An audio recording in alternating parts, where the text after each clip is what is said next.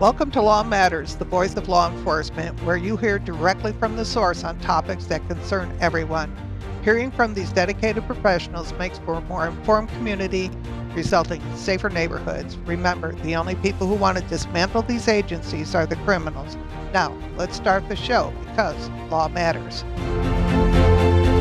Good morning, everybody. Thanks for tuning in. Our guest today is Hal Kemper, CEO of Global Risk Intelligence Planning. And he's a retired Marine, an intelligence officer who is an expert in counterterrorism. And he's going to give us an update on world events before we get into today's topic. Good morning, Hal. How you doing? Great, Sherry. How are you? I'm doing great. What's going on in the world? Well, the world is not doing quite as great. There's a few things going on out there. Well, let me just start with kind of where the traditional thing.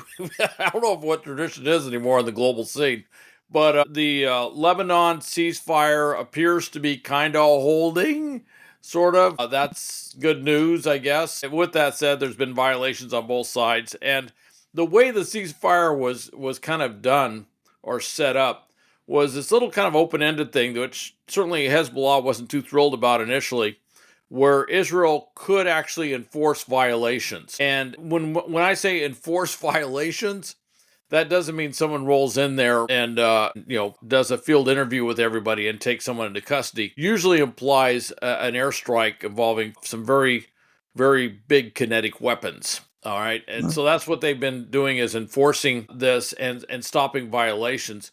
Interestingly, one of the violations, this goes back a bit, was actually hitting the border crossing between Syria and Lebanon to stop Syria from supporting Hezbollah with arms that they could use along the border area, which I thought was rather interesting, obviously very intelligence-driven, which will probably lead to my discussion in a bit here about Syria. The other issue, of course, is Gaza Strip. That's they're negotiating to try and get a ceasefire down there.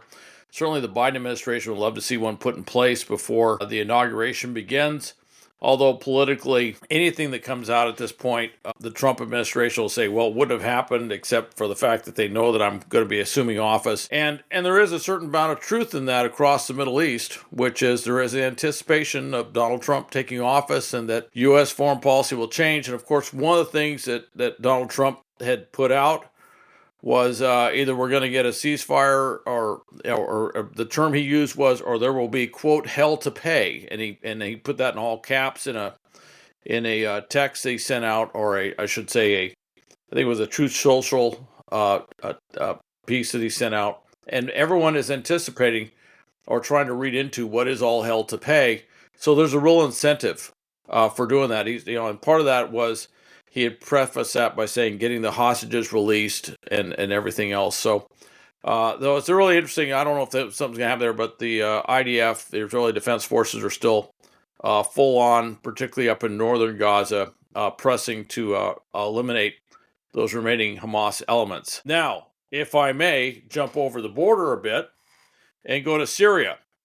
What a difference a week makes. Oh my gosh, or I should say at this point, 2 weeks make. As you know, Tahrir al-Sham, HTS, which if you go back historically was the original al-Nusra Front, which was, if you go back originally, Al-Qaeda. And it's like, great.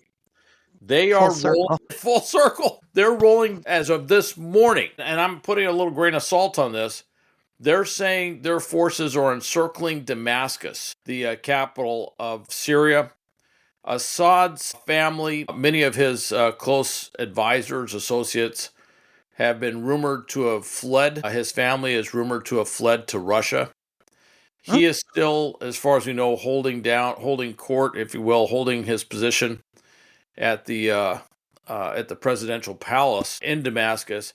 I don't know that HTS is actually encircling Damascus. I was looking very closely because as of yesterday, they were on the outskirts of Homs, which is well north of Damascus. And the idea that they were encircling Damascus, I was like, something, they must have hit warp drive or something, geographically speaking, to suddenly get that far south. And by the way, did they ever take Homs, which is further to the north? I haven't seen where they've actually taken Homs. Now, there could be some reconnaissance elements, and when I say reconnaissance with these guys, these are probably mobile reconnaissance in vehicles that could have rolled south to see how far they could get. So there could be some reconnaissance elements that are down around Damascus, but I don't think they're in force. I think they're still trying to figure out how they want to take that third largest city. Now, the issue with that is that they're going to, if they take Homs, they could cut off that entire Mediterranean coastal area for Syria. Syria doesn't have a huge Mediterranean coast, but they do have a significant one. The Russians have a big naval base at Tartar. They have a big air base nearby at Hemim. That's actually kind of how you pronounce it. And both of those are strategic bases for Russia because they don't have a whole lot of Russian bases in the Mediterranean, period. A lot of their former not proxies, but client states, if you will, like Libya and elsewhere long ago, had ceased to be Russian enclaves, if you will. So they don't have a lot of places there. So this is very important for them to keep that base.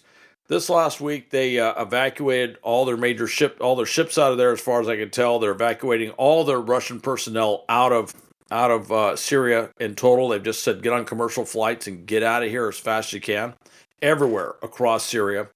The Iranians are reported to be doing pretty much the same thing, saying get out of there. Other countries have also told their personnel get the heck out of Syria, and the anticipation is that basically they're going to fall apart, and that the Syrian government may not be able to hold. And with that, I don't know what comes next. This is really and the U.S. has a difficult position with this because they're trying to figure out what is our position in total. So. Well, it's going to be difficult because you're right in the middle of two administrations, too. You're in the middle of two administrations, and Donald Trump came out and said, hey, look, let's stay out of it. It's not our war. And whereas, so on a certain level, you go, we I don't know if we want to completely disengage. On the other hand, it's not clear who we'd want to back. I mean, you're talking Assad. He was backed by the Russians and the Syrians, and they were, a linchpin in the axis of resistance, which was part of all the matrix that went into the October 7th attacks, and they're tied to what's happening in the Red Sea and everything else. So on the other hand, as someone who has vivid memories of 9/11 and who has gone to Iraq and a variety of other places since 9/11 as part of the post 9/11 war on terror, if you will, and everything else that frankly, it's very disconcerting, the idea that an Al-Qaeda, I don't know if you want to say an Al-Qaeda, something that started with Al-Qaeda, I guess, is basically taking over a country, not just a country, but a geographically critical country that is neighboring Turkey, Israel, Lebanon, Jordan, Iraq. It's just very, very, and Saudi Arabia, to say the least. Now, the Kurds have been moving in from the east, but there's also pro-Turkish elements that have been taking some terrain up north, and basically the Assad forces are collapsing on all fronts. There's even another little insurgent force in the south that suddenly emerged that's taking some terrain, and it's basically the Assad government forces are kind of falling apart. But Assad himself comes from the Alawite clan. The Alawite clan actually comes from the area on the Mediterranean coast where that Russian Navy and air base is, and if the HTS, this derivative of Al-Qaeda, takes Homs and starts moving south to Damascus, they will, unless something very strange happens, they're going to geographically cut off the Alawite area. And that is Assad's cultural, political base. So I got to tell you, it's fascinating to watch what's going on there. Would you like to talk about Ukraine for a second and what's happening up north? Yes, I do. I want to hear what's happening with it. He's one of my favorite people, that president. You take a comedian and now he's in charge of the entire saving his country. I think he's amazing. What's going on with him? Oh, yeah, to say the least. But, they've got a massive drone program they just announced, and they have an interesting drone that they're putting out there. So they're actually doing their own drone production now. They're talking about putting out 30,000 drones this next year. Wow. Which is a phenomenal amount of drones that they're going to use. But what's interesting, obviously, they had a high level meeting in Washington D.C. They had a delegation come in, not Zelensky himself, but they met with J.D. Vance and others talking about what comes next. There's a big push for some sort of ceasefire. They say peace negotiations. I think that may be pushing it a bit to describe it quite that way, but certainly ceasefire negotiations to try and do something. So that's ongoing. The Ukrainian forces are still, hanging on. Interestingly, it appears that the incoming Trump administration is also telling Biden he needs to, or J.D. Vance was telling Biden he needs to spend the remaining $6 billion that Congress allocated and get that out the door, which I was kind of interested. I was like, that's interesting. And so they're pushing to get that money out there and get it spent, obligated, if you will, to support the Ukrainians. Putin, as near as I can see, Putin doesn't appear to be, saying yes, peace. But in his idea, peace means yes. Peace means we take a piece, a big piece of Ukraine, which is pretty much all of Ukraine. It's just spelled differently. Totally. It was a selling issue, yes, and Yeah. so but that's kind of where he's going on that. But one of the things that's interesting, if you go back to 2013-14, the Euromaidan protests in Ukraine, that is what the pro-Russian proxy was basically booted out, if you will, due to popular protests and stuff. That is what eventually led to the little green men coming in and infiltrating Crimea and the Donbass to take those territories for Russia, which has eventually led to the Russian invasion in 22. That whole thing, that is kind of what you're seeing playing out down in Georgia right now. This Georgian Dream Party, which is a very pro-Russian, anti-European, anti-EU, anti-Western party, done a series of things, some anti-LGBTQ legislation, anti-journalism legislation, anti-free speech. And then they said, let's not join the EU. Let's hold off on anything for the next 4 years, which is another way of saying they're stopping all movement towards matriculation of Georgia as being a member of the European Union. This has caused massive protests on the streets. No one knew how long this was going to last on the streets, but it's been brutally repressed. A lot of arrests, a lot of people getting, and actually people getting beaten up by security forces on the streets. They get pictures of them either bleeding or bandaged or whatever. And they've been very effectively posting these on boards and online and everything to show how the government is so overreacting. This reminds me a lot of the Euromaidan protests and what I'm seeing there. And I'm kind of wondering, and the Euromaidan protests were actually, except for, obviously what happened in Donbass and Crimea, largely successful. They kicked out the pro-Russian government. And this Georgian Dream government, one of the reasons they voted against EU matriculation or accession into the EU was because the European Union had come out and said, hey, this recent election where you guys said you won, we're not certifying that. We think it was rigged, which is exactly what all the opposition groups are saying. It was a rigged election.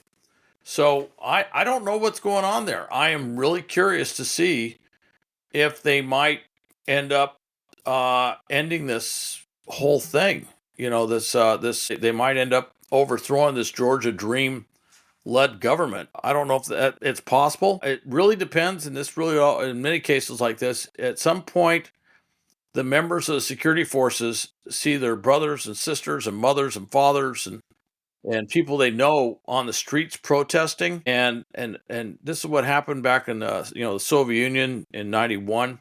Eventually they say, hey, look, this isn't what I signed up for, so to speak. Right. I'm not doing this. And we'll see if that happens at some point in Georgia. The other thing is that over in Romania, again, another pro-Russian plot trying to get one of their lackeys, and he overperformed at the very last minute in the election, got like 23% of the vote. And their version of the Supreme Court in Romania took intelligence by their security service, which showed this massive Russian disinformation operation that was basically flooding the online world right before the election to try and persuade. Yeah, I'm trying to persuade. Influence. Yeah, influence operations is what it was. and it got their guy. He was well positioned. Well, their security services released this intelligence to show what was going on. A lot of it involved TikTok. And basically, they said, nope, we're throwing out the election. They're going to hold another election. Really interesting. That's huge. That's big pushback against Russia. And we'll see what the outcome of that. I will say this, though. If they used TikTok, then it was probably a very synchronized sort of operation. I'll just leave it at that. So, anyway, but Well, they had a lot of influence on our 2016 election. well, there's a rumor to that effect, certainly. Yes. Okay. Yep. So, what's going on in South Korea? I know they had a martial law. Oh my God. What was he thinking? Oh, that's just Yoon, the president, last week, and there was martial law that lasts, I think, 6 hours at 10:30 at night, their time. All right. He goes on national television and says he's imposing martial law, and he's putting his military chief of staff, army chief of staff guy in charge of martial law, and that they had this whole thing for martial law. Now, I think the plan they implemented was one that's planned if they go to war with North Korea. And he said North Korean influence or agents or something had infiltrated the other opposition parties to him. Let me just explain something. Yoon came in, he was a prosecutor who had basically done a lot of high profile anti corruption prosecutions. And if you look at the history of South Korea, their presidents have not done so well. Overthrown, killed in office, ended up in Historically prison. speaking. Historically speaking, they've had, but people had kind of felt that they were getting beyond that. And the feeling was, okay, we have some corrupt officials, but we're getting past these really bad days. Like back in the 80s when there was a military coup and a junta that basically ran the government. They're getting past those days of dictatorship and all this stuff. And they were really stabilizing their democracy. And I will say it's an interesting democracy. I mean, sometimes fist fights will break out in the legislature and stuff, but I've seen those. but with that, they felt they kind of moved beyond that. And then this thing happened, and everybody was just, and certainly for those who are a little bit older, like, I can't believe this is back. Anyway, security forces surrounded the parliament, the legislature, and members of parliament literally were climbing up walls, going through upper story windows to sneak in so that they could vote to end the martial law, which they successfully did, ending martial law. Now they're pulling out. They're getting all those officials to come in. The defense minister resigned, and there's a bunch of folks that will probably end up getting charged here at some point, indicted, if you will. But they've stopped the martial law by the next morning, and there's a lot of calls for Yoon obviously to be impeached. It's like this has gone beyond the pale. He's got to go. And eventually, the head of his own party said, just came out, yesterday, I believe, yesterday morning, and did an about face because he was saying, well, I don't know if he needs to be impeached or whatever. And he turns around and he says, no, we changed our mind. He's got to get impeached. So they're going to get, so I think Yoon's days are very much numbered, but very strange. And I got to tell you, from my standpoint, maybe this is all just an amazing coincidence. When we talk about what's happening in Romania, all right, and what just happened over in Georgia, this happens in South Korea. You may have seen a few weeks ago the German government basically fell Right. apart, and so they're France. and France just fell apart. And Yep. I'm like, wow, what a week or what a few weeks. This is really kind of interesting. So anyway, I just got to point that out. It's we live in an interesting world. By the way, one thing has a little less to do with national security, but I find this Mercosur organization, which is in South America. It's basically the countries that border the Atlantic. Argentina going up through Brazil, a lot of different countries, just signed a big agreement, free trade agreement with the European Union. And this is a fascinating transatlantic agreement. Now, the French are complaining about it, which is pretty much, I think European history is pretty much, this happened and the French complained about it. But, and that goes back hundreds of years. But the French farmers are complaining because a lot of the benefits they get from the agricultural sector will be diminished because of this free trade thing, because of so much agriculture that comes, or agricultural production that comes out of these South American and Atlantic countries. But it is Yeah. a fascinating rearrangement, transatlantic rearrangement. A lot of times when you say transatlantic, everybody thinks U.S., North America, and Europe, and a lot of times they forget. And certainly, I can tell. I used to be on the staff at U.S. Southern Command, Mhm. and I do, as you know, I do a lot of stuff internationally and things. And it's often brought up that South America is the forgotten continent, politically speaking. Everybody's focused everywhere else. Africa gets a lot Exactly. of attention, Asia, obviously Europe, stuff like that. And that's like, oh yeah, there is that country, there is that continent south of North America. What's the heck of name of it? Whatever it is. Anyway, and so they're kind of this forgotten continent. But I'm looking at this like this is really, and of course the negotiations have gone on for quite some time, but a fascinating shift in the transatlantic relationships. And I just found that that's actually something that the Trump administration is going to have to deal with. You know, as they're saying, we're going to put these huge tariffs into Yeah. place. Europe has kind of done I don't know if you'd say an end run, but they've kind of developed a new relationship, which with the Western Hemisphere that does not include the United States, which I thought was kind of interesting. Yeah, I know leaders of other countries have been scrambling. Oh, he's got his Law Matters cup. Yeah, I noticed that. there you go. Yeah, that's it. So I want to talk a little bit. We've got this new administration coming in. Dictators around the world are celebrating, and the fact that it's the holiday season, I thought maybe we could talk a little bit about how to prepare for nuclear fallout. Well, that was a seamless segue right into nuclear fallout. No, we don't want people digging up their backyards for bomb shelters, but we think having a plan just in case, You you know, don't roasting. you plan for fires and you plan for other stuff. You need to plan for this. Well, roasting chestnuts by the fire, and of course that, like many, I immediately think of nuclear detonation when I'm looking at that fire. But and just so everyone, what you're alluding to is there's been some big stuff, and none of this is it's not secret what's going on. I know because it was in the news in Southern California. NPR did a piece on it. The LA NBC affiliate, Telemundo, others have done stuff. We had a very big tabletop exercise here in Southern California, and it was focused on the this nuclear detonation scenario. Now it's a little bit different. It's not the end of the movie The Terminator. All right, it's not a segue to that TV series Fallout.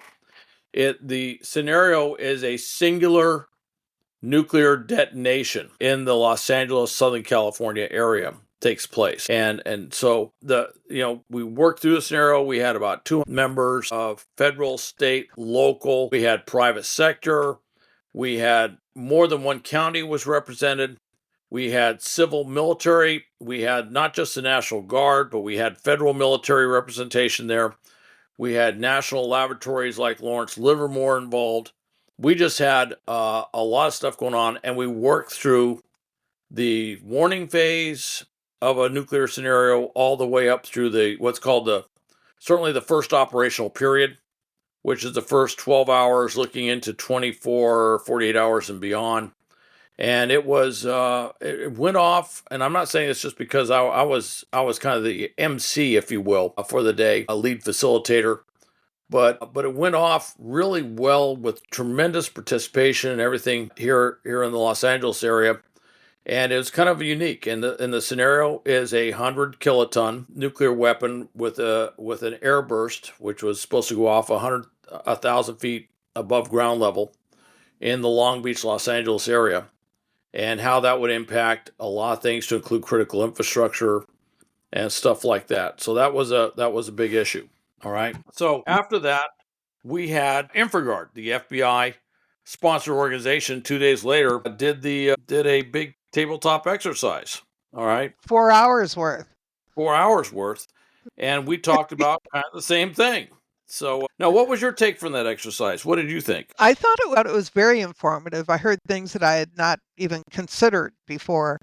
But the thing that really struck me was towards the end, where they were really talking about what people need to do, what to prepare. When my son was little, we would have fire drills in the house, what to do Yeah. to get out, or where to go if mom's not home and, you come home from school, where do you go? We would practice these things. It just reminded me that people need to have a plan. You need to know Yep. where to meet up with your relatives. You need to, have a plan, whatever it is. And especially if you've got kids. But, when 9/11 happened, I didn't take my son to school. I said, "No, you're not going to school today." He was mad as hell. And I said, "Too bad," because I didn't know what was going on. And one of the things that one of the speakers said was, if something happens, you get this broadcast saying, it's an emergency broadcast. The last thing you want to do is try to go to school to pick up your kids. And I thought, yeah, they're probably safer at a school than they would be traveling in a car back to your house, depending on what's going on. So I'd really like you to take us through the steps that everyday people should consider and plan out in case something does happen. With the world the way it is right now, governments are falling, dictators are celebrating. I think we should have a plan. Well, there should be, and actually, that's not just your thoughts. That was the thought. That was what drove this whole thing. But the other thing is, if you look at what FEMA's been doing, when you go on the ready.gov, yes, everybody, write that down. Ready.gov, like ready, READY.gov, or the FEMA.gov website, you can drill into various scenarios. There is a whole thing there for guidance, for public safety, for the government, for local governments on nuclear detonation preparedness. A lot of work has been done on this. There's stuff that gets down to your business, to your home, on what you need to do. Now, when you look at we kind of talked about this. You and I probably remember way back when. All right, I think you were a very small child when this happened, but it was a Reagan administration. Do you remember that, Sherry? I do. Anyway, one of the things that they had talked about was limited nuclear war. And to say that that was a political basketball would be an understatement. It got a lot of criticism. And it's like, how could you have, and you remember, this is a Cold War. You got the Soviet Union with thousands of bristling ICBMs, all with nuclear warheads aimed at the U.S. They go, what is this limited nuclear war? Anyway, it was not well received, politically speaking. And then this TV movie called The Day After, starring Jason Robards, came out that depicted very graphically what a nuclear back and forth would look like. And that pretty much, that movie had such a huge political impact across the U.S. that you didn't hear a lot more discussion about a limited nuclear war after that. They got real quiet. But we live in a different world. There's a lot of different Yes. countries out there. Yes, there's Russia, but China, of course, has not thousands, but hundreds of nuclear weapons. Other countries we don't think about that much. India and Pakistan have nuclear weapons. Of course, close U.S. allies like France and Britain have nuclear weapons. But then there's countries like North Korea has nuclear weapons, and then you have Iran that's been the whole thing, is trying to stop them from developing a nuclear warhead. And at any given time, I think now they say they're within weeks of having enough material to create a nuclear warhead. While that's going on, they have also, and they just got done doing it again yesterday, with a quote space launch, which looked a lot like an intercontinental ballistic missile. They've been developing their ballistic missile capability, so if they ever have a warhead, they can instantly turn around and say, hey, look, now we've got a nuclear warhead or warheads with an ICBM that we can target Europe, maybe North America, things like that. So there's a lot of people with nuclear weapons, and a lot of them are not our friends. All right. Yes. And so now they don't have thousands like we had in the Cold War, but they have enough that they could do a limited, what would use the 80s rhetoric, a limited nuclear strike. In some cases, when you add in our missile defense system, it would be a very limited strike, because some of the missiles would implicitly be intercepted before they got to the U.S., but we can't guarantee we'd intercept them all. So with Yeah. that's where this thinking is. We need to be prepared just in case this happens. And this will be the shock to everybody out there listening. We're not all going to die. In fact, it probably won't look like that TV show Fallout. It's not going to look like the final scenes of the Terminator. you would have one nuclear detonation. It would be horrific in where it hit, but actually the vast majority of us were going to survive. We're not going to be in the direct impact area. There will be no fireball that we experience, none of that stuff. We will be sitting miles away, saying, oh my gosh, that's not good. And what it gets into is, what do you do for shelter in place?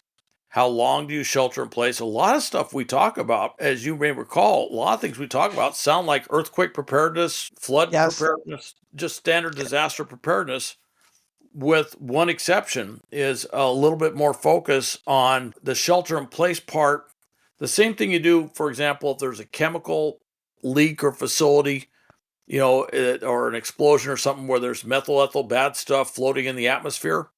The same thing we do, turn off the air conditioning, shut all the windows and doors. And like with that chemical stuff, with the radioactive stuff, recommend, saying, look, you need to, put plastic duct tape around your windows and doors and ventilations and skylight areas and everything else, because you do not want radioactive particulate matter entering into your home or business.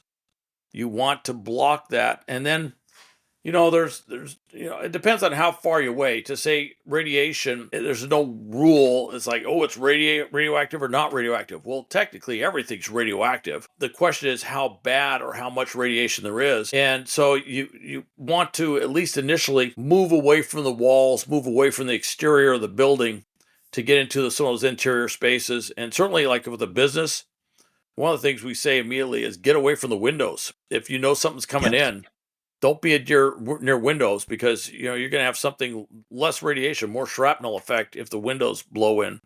So that would be the big concern. And then just be prepared. And there's checklists and all the stuff that you can literally take from those websites that will help you in preparedness. But if you prepare for this, you'll be prepared. You'll be very prepared for a lot of other things. For example, if the chemical plant down the road blows up, an East Palestine scenario, like, where railroad tracks are going through and you have this horrible smoke, this plume and stuff. So you'll be better prepared for a lot of things if you're prepared for this. Yeah, we had a couple of years ago, there was a truck with chemicals that had an accident on I-10, and the chemicals just permeated the air, and people in that area were not prepared to do something like what you're talking about. And if you have a basement, a lot of places don't have basements, but if you want to get into the interior of your house where there are no windows, and kind of stay there. But talk about how, we were talking about or you were talking about after 6 hours and then after, 12 hours. Talk about that. Well, that's a 710 rule. Real easy to remember, 710. And basically, it deals with radioactive decay. As a general rule, every 7 hours, the radioactivity will drop to 1/10 of what it was before. So the blast happens, the fallout's coming in. By the way, I should mention, with the scenario we're looking at now, it used to be we looked more likely, we thought maybe a 10 kiloton device, and it'd be a ground burst, smaller explosion, but a lot more fallout gets kicked up in the atmosphere. With the ICBM scenario that we're looking at now, it's probably going to be and nobody knows. I mean, hopefully there'll never be any scenario, but we're looking at a possible airburst, which is bigger fireball, bigger destruction on the ground from the blast, less fallout. But with the radiation around you, or the anticipated radiation, so it surrounds your home. Let's say you're all buttoned up in your home. You got all the plastic sheeting I just talked about, everything, windows, everything's closed, air conditioning's turned off, and you're hunkered down somewhere in the middle of your home, trying to get as far away from the walls, exterior walls, as possible to limit your radiation. During that first 7 hours, the radiation threat outside will diminish by essentially 90%. It'll be 1/10 of what it was after 7 hours. In another 7 hours, it'll be 1/10 of that 1/10, which is another way of saying 1% of what it was. All right. So within 14 hours, you have rapid radioactive decay. And then you go another 7 hours, 21 hours, less than a day, and it's 1/10 of 1%. All right. And then you go 28 hours, and it's 1/10 of that. You get the idea. The math is what it is, right? Right. And so it's not that it's not that all the radiation's gone outside. What it is that the radiation threat diminishes dramatically very, very quickly. So if you So can, if you have a Geiger counter and you know how to use it, Mhm. what they were saying something like if you could stay 72 hours, you're probably going to be okay, but you have to stay indoors. 48, 72 hours, the radioactive threat will drop a lot. Depends on where you are. Depends on where you are in proximity to the blast too. Right.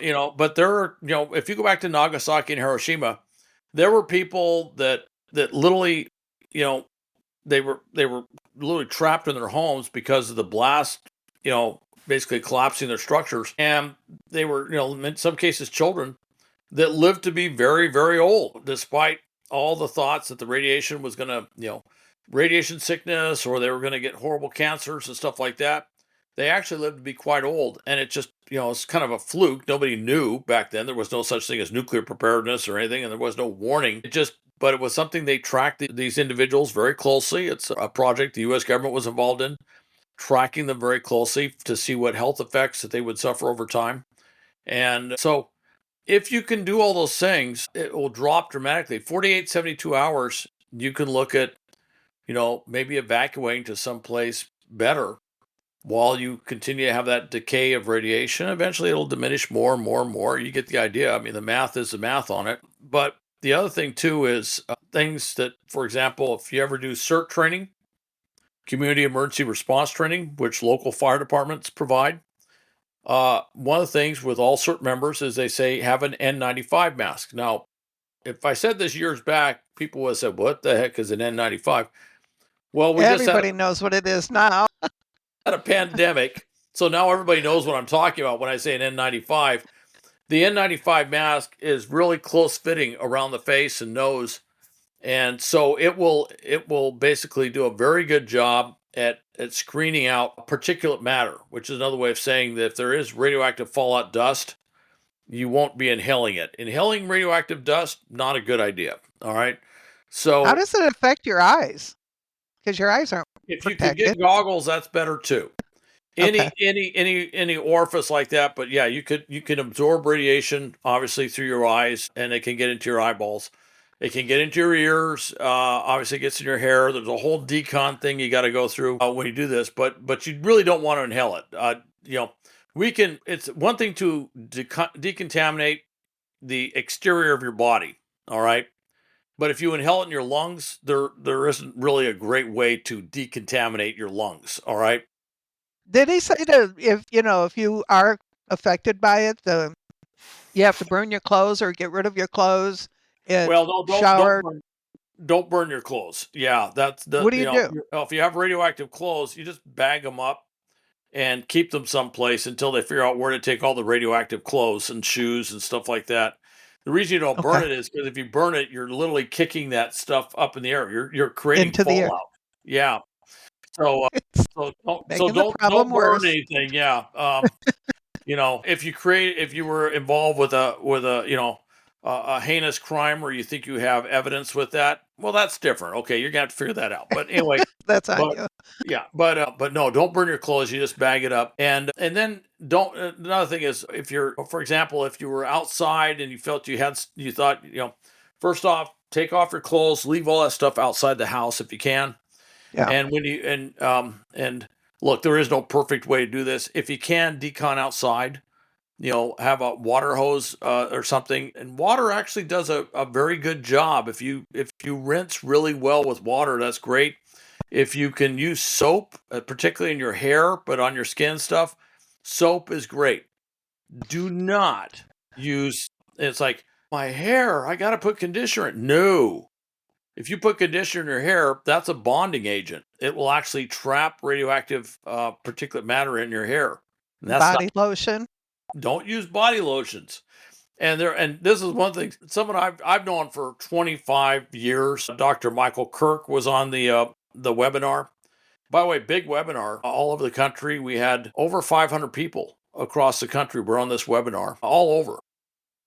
Wow. that were on this, and that may be an understatement because I know some places, I've been told this, they will put these InfraGard webinars up on their screen where they work, and there may be a You'll have group a of room like full. 10 to 20 people in there sitting in on the webinar. So I don't know what the actual numbers are total that people who actually watched or listened to the webinar that took place. But yeah, somewhere it said, somebody said something about, oh, we don't put sunscreen or suntan lotion or something. I was like, what? Wow, really? You think that's going to help? Yeah.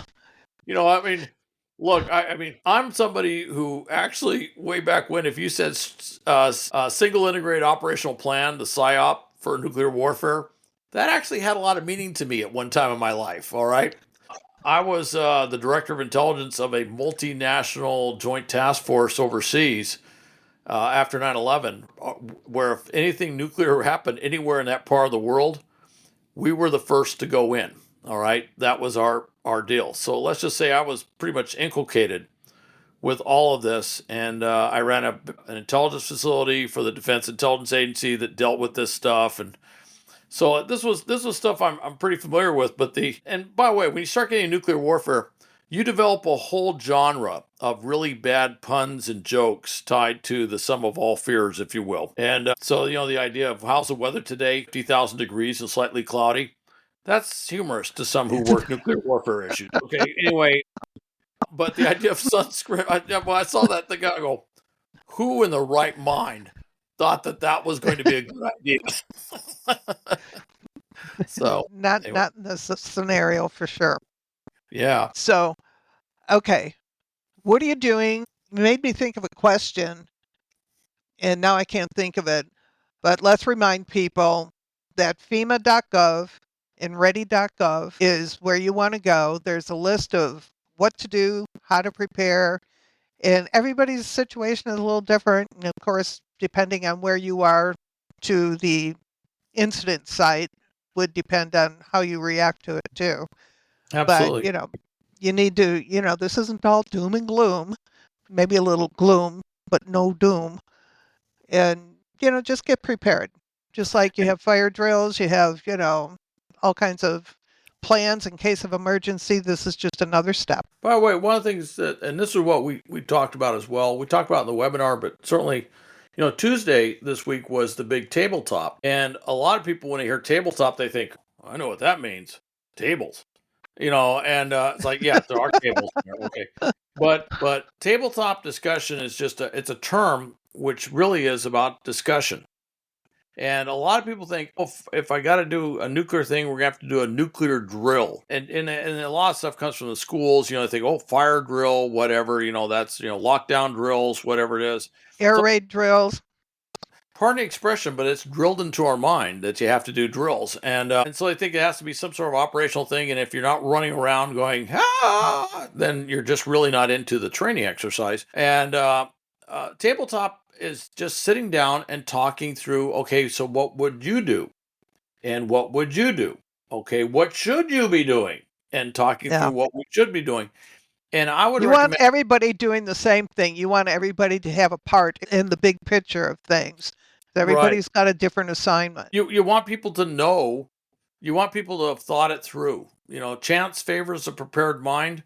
It's a Right. chance to prepare their mind. So, during the first minute, 10 minutes, 30 minutes, hour, that people are intuitively going, oh, what am I supposed to do? And they go, oh yeah, that's right, I know what I'm supposed to do. And so, if there was a warning, for example, Hawaii got this some years back that there was a missile inbound. It was and there's studies, a very interesting study of mass psychology of what people did. And it was, some people literally took their families out, opened up, a manhole cover, and climbed down into the the water, not the water system, but the flood system or whatever, the underground tunnels and stuff for flood control, which probably not recommended. Great, generally speaking, and there's all sorts of stuff that lives down there that you wouldn't want to mess with. But generally speaking, they didn't have basements, so they said, well, we'll do this. So they went out there and did that. And I thought I was fortunate that more things that could have been much worse did not happen. with human behavior, knowing they may only have 15 minutes or 20 minutes before something horrible was going to hit. So that Yeah, was rather use that fortunate. time wisely. Use it wisely. If you got 15, 20 minutes and people go, oh, wow, we need to shut the doors and windows, turn off the air conditioner, and get away from the windows and all stuff. If they just did that, Yeah, that would be tremendously, and you don't have to drill for that. You just have to kind of talk that, say, hey, look, this is what happens. But the thing with this is, say, hey, look, we've got a gas or oil facility, a mile away from where we are, or 2 miles away. I live in the Southern California near the LA Long Beach port area. We've got a bunch of gas and oil refineries. The idea that we might have to shelter in place here is not a remote possibility, simply because you got all these refineries out here that yeah, occasionally they have accidents and big fires, and a lot of unpleasant stuff goes up in the air. And so that happens. Southern California, we got a massive rail system goes into the port carrying all sorts of methyl, ethyl, bad stuff, chemicals back and forth. We got freeways with trucks with methyl, ethyl, bad stuff and everything. So just train for this. The Tucson area, for example, we've got the 10 freeway and railroads to go through. And you recall, I was consulting on a big project to build a very large industrial facility with some very interesting chemicals that would have been located there north of Tucson. It would have been situated, and it didn't happen. There was COVID and some other things that took place, but it would have been far from the major rail system that goes into Tucson, and of course the 10 freeway. All those things mean that people who live in that area need to be prepared if something bad happens, and it's really not dramatically different. Some would say it's really not different than what you do to prepare for something like this, and exactly. yeah. Okay. A couple of weeks ago, we were talking about the longshoremen were going on strike, and it didn't last very long. Do you Hmm. think the election had something to do with that? Maybe.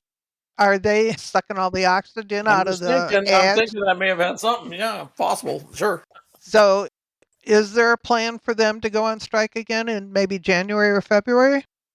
There was some discussion about that. I haven't really been. I got to tell you, with all the other things going on, I have kind of lost the bezel on labor disputes. But I will mention something kind of interesting. And you may recall from the from the webinar, we had an expert on supply chain and Right. critical infrastructure. Logistics. And one of the things that was brought up in the scenario was that this nuclear blast would basically shut down the LA Long Beach port capability. All right, which is huge. 40% of I believe container traffic coming into and out of North America goes through the LA Long Beach port. It's a massive port complex. And one of the things that came out of that was, and I've lived through a number of these, we've had labor disputes that shut down the port here. It wasn't too many years ago that we had a very long labor dispute. I believe it was the Longshoremen's Union, and we were kind of joking. We said, now there's it used to be you could take a plane to Hawaii, or you could fly, or you could take a ship to Hawaii. Now there's a new way you can actually jump from ship to ship all the way to Hawaii, because they had ships lined up across the Pacific waiting to come in. But because of those big disputes, it has actually caused us to develop a little bit of resilience in the system. In that, if, for example, the LA Long Beach port has a major shutdown for whatever reason, could be labor or something else, alternate ports suddenly come into play, and the muscle movements for how those ports would, pardon the expression, this is a naval expression, fleet up, if you will, Right. how they would improve their operational throughput capability. Ships that would have come to LA, for example, will now go to Tacoma. And not just the ships, but the trucks and the trains and everything else have to also increase their load to take all these containers and everything else that are coming in. Same thing with the Port of Oakland up in the San Francisco Bay Area increases. San Diego has to increase. Vancouver, which is a huge port complex, has to increase. There was some discussion of Mexican ports as well, but there's a lot of other issues that have to be addressed with using Mexican ports as an alternate port. But using West Coast U.S. ports and British Columbia, a couple ports up in British Columbia, I believe Prince Rupert and Vancouver were the two we're looking at, basically alternating the flow, the trans-Pacific or Pacific commercial shipping flow to these other ports is a lot easier because of some of these labor disputes, which was really interesting. Not the way you necessarily want to design emergency preparedness and resiliency in the system. I prefer a tabletop exercise to say, okay, we're going to shut down the port for a month and see what happens. Okay, that's a pretty draconian way of doing it. It's just the way things rolled out. That actually did happen. And it ended up building a lot of resilience in the system because of the fact that everybody had to do it. Wasn't because they wanted to, wasn't because it was something that was mandated as training.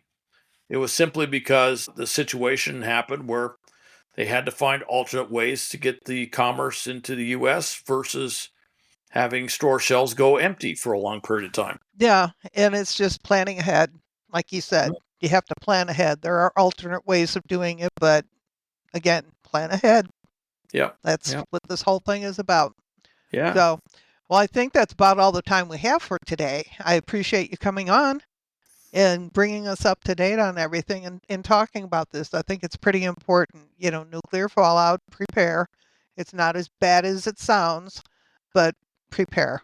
Yes. So, well, Sherry, thanks for having me on, and thanks for tackling the subject. And I would extend everybody an invitation to our nuclear family, so to speak. But and that should leave everyone with a warm glow. But okay, that's it. I told you, we just sit around all day at these places and just come up with really bad nuclear jokes, but or puns. But yeah, no, thanks for tackling this. I think it's important. Everybody needs to look at this. By the way, not just for this, but look at all the industrial chemical stuff in their area. A lot of people, think we've talked about this shelter in place. People confuse lockdown with shelter in place. They think active shooter. This is different. This is to stop bad stuff from coming into your home should that happen. And frankly, you may be surprised the number of facilities near your home where something like that could happen. So do your homework. I want to thank our guests for being with us today and remind everybody to check out the Law Matters website, where you will find our podcast and our web store for some great Law Matters merchandise. And please join our 1030 challenge to support our 501c3 mission of delivering credible messages to all our neighborhoods. I thank our listeners for tuning in, and until next time, shop local and stay safe.